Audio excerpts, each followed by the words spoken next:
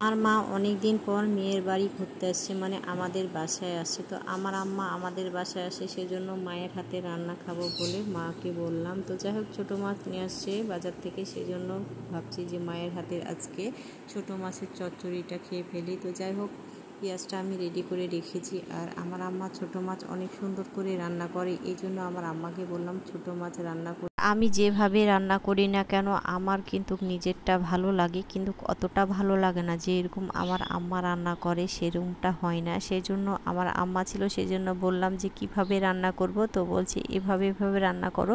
তো যাই হোক, সব কিছু হচ্ছে রেডি টেডি করে আমি হচ্ছে যাই হোক, আমাকে বলছিল যে এটা দাও এটা দাও, যাই হোক মশলা টশলা সবগুলো আমাকে দিয়ে দিচ্ছিল, মানে বলেও দিচ্ছিল।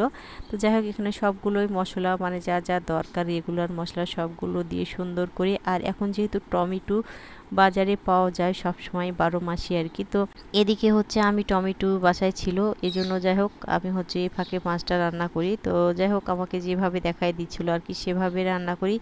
আর এভাবে মাছটা খেতে কিন্তু ভীষণ ভালো লাগে। আর আমার আম্মার ছোট মাছের চচ্চড়ি আমার খুবই ভালো লাগে, যা বলার মতো না। আর আমি হচ্ছে সবসময় আমার আম্মার হাতে রান্না খেতে পছন্দ করি। আর আপনারাও নিজের নিজের সবাই কিন্তু নিজের নিজের মায়ের হাতের রান্না খেতে সবাই পছন্দ করেন, আমার তো খুব ভীষণ ভালো লাগে।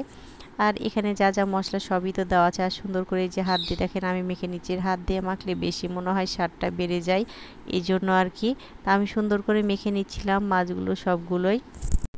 আর সুন্দর করে মাখার পরে হচ্ছে যাই হোক সব কিছু রেডি করে রেখেছিলাম। আর পেঁয়াজটা তো ভেজে রেখেছিলাম, কিছুটা হচ্ছে ভাজা লাল করা ছিল, আর কিছুটা হচ্ছে একটু কাঁচা কাঁচা রেখেছিলাম। কাঁচা কাঁচা রাখলেও ভালো লাগে, সেজন্য দুইটাই রেখেছিলাম। আর সুন্দর করে ভেজে নিয়েছিলাম। তারপরে হচ্ছে মাছগুলো সব হচ্ছে কড়াইয়ের ভিতরে দিয়ে দিব, যেহেতু ভাজা আছে পেঁয়াজগুলো, এই জন্য। এই যে দেখেন পেঁয়াজগুলো কত সুন্দর করে আমি ভেজে নিয়েছি, মানে আমি যেভাবে করে রেখেছি আর কি সেই রকম করেই।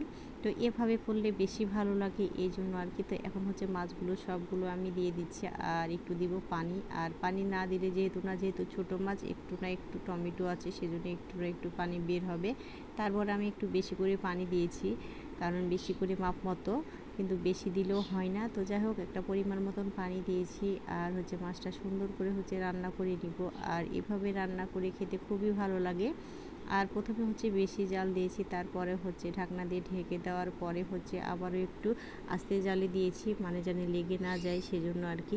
আর এভাবে খেতে কিন্তু খুবই ভালো লাগে ছোটো মাছ। আর আমি তো ছোটো মাছ খুব ভালোবাসি, মানে পছন্দ করি, মোট কথা সবগুলোই না, কিছু কিছু মাছ। আর এই যে দেখেন সুন্দর একটা কালার চলে আসছে মাছের, আর এরকম হলে কিন্তু খুবই ভালো লাগে। আর উপরে হচ্ছে আমার ছাদে কিছু হচ্ছে ধনে পাতা ছিল, যেটা বিলেতি ধনে পাতা, সেটা দিয়েছি। আর এই বিলেতি ধনে পাতা দিলে খুবই ভালো লাগে। আর আমার ছাদে যেহেতু ছিল আর দেওয়া হয় না, তো যাই হোক আজকে ফার্স্ট টাইম দিয়েছি। খুবই সুন্দর একটা ঘ্রাণ ছিল, আর অনেক দিন ধরে দেখছিলাম মোবাইলে আর কি। তো যাই হোক খুবই সুন্দর ঘ্রাণ, আর খেতেও খুবই ভালো।